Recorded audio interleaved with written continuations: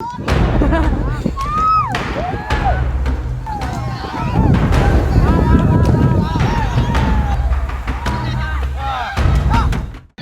जिले के कुरु प्रखंड के से होते हुए कैरो और उसके बाद भंडरा के तिरसेरी गांव पहुंच गया है हाथियों का झुंड।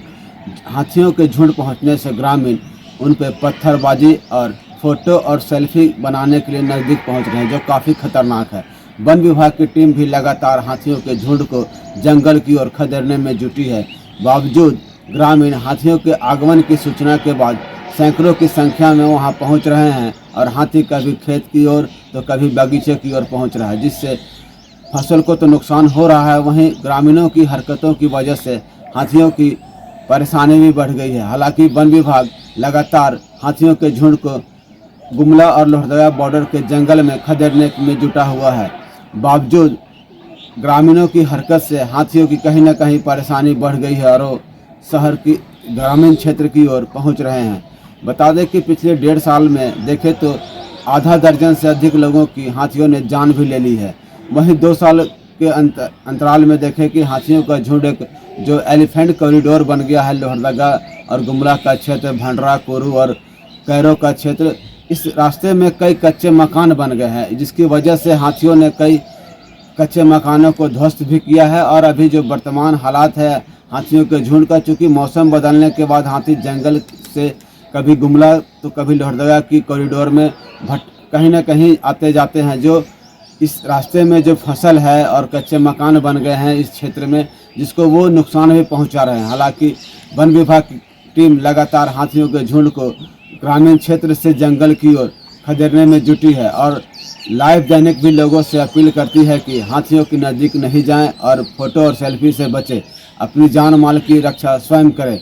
पारस साहू, लाइव दैनिक, लोहरदगा। देखिए, जो भी नुकसान होता है हाथियों के द्वारा, उसकी भरपाई सरकार के पास मुआवजा का प्रावधान है और सरकारी दर के अनुसार उसको मुआवजा दिया जाता है।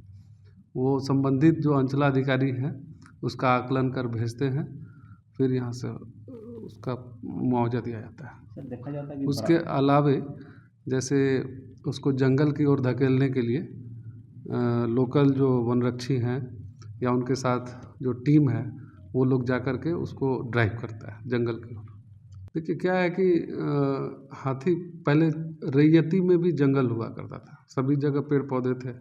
अब लोग खेती करने लगे हैं जनसंख्या बढ़ने के साथ, तो उनका कहीं ना कहीं कॉरिडोर जो है जो मूव करता था वो छिन्न भिन्न हुआ ही है। तो एक जंगल से दूसरे जंगल की तरफ जाने के दौरान वो नुकसान पहुंचाता है और उनके बिहेवियर में भी कुछ चेंजेज आए हैं। इजी फूड मिलता है, आसानी से उसको मिल जाता है, तो इस कारण से भी ऐसा हुआ है। सर, क्या अपील करेंगे लोगों से?